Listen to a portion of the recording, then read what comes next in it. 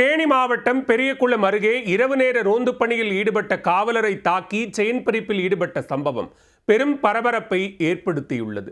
காவலரை இரும்பு கம்பியால் தாக்கி ஆக்ரோஷத்தில் ஈடுபட்ட சம்பவத்தில் நடந்தது என்ன?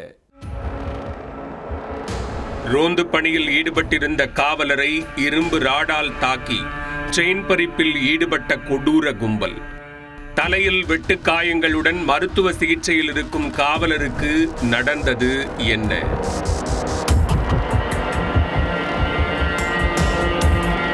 தேனி மாவட்டம் பெரியகுளம் அருகே உள்ள கைலாசப்பட்டி பகுதியில் தென்கரை காவல் நிலையத்தைச் சேர்ந்த சசிகுமார் என்ற காவலர் சம்பவத்தன்று இரவு ரோந்து பணியில் ஈடுபட்டிருந்தார்.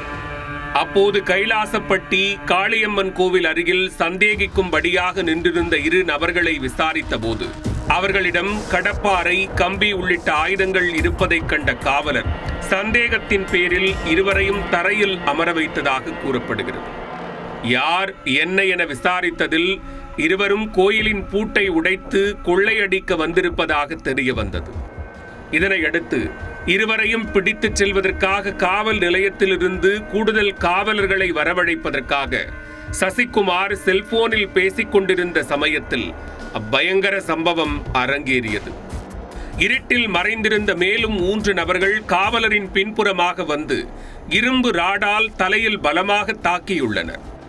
அதில் நிலை குலைந்த காவலர் தன்னை தற்காத்துக் கொள்ள போராடிய போதும் 5 நபர்களும் கூட்டு சேர்ந்து பலமாக அவரை தாக்கி கழுத்தில் அணிந்திருந்த தங்கச் செயினை பறித்துக் கொண்டு தப்பி ஓடிவிட்டனர்.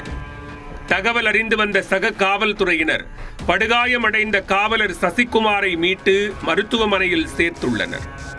இது தொடர்பாக பாதிக்கப்பட்ட காவலரின் புகாரின் பேரில் செயின் பறிப்பில் ஈடுபட்ட மர்ம கும்பலை தனிப்படை அமைத்து பெரியகுளம் போலீசார் தேடி வருகின்றனர். அதில் குற்றவாளிகள் பிடிபட்டால் மட்டுமே காவலர் மீதான தாக்குதலுக்கு உரிய நடவடிக்கை பாயும்.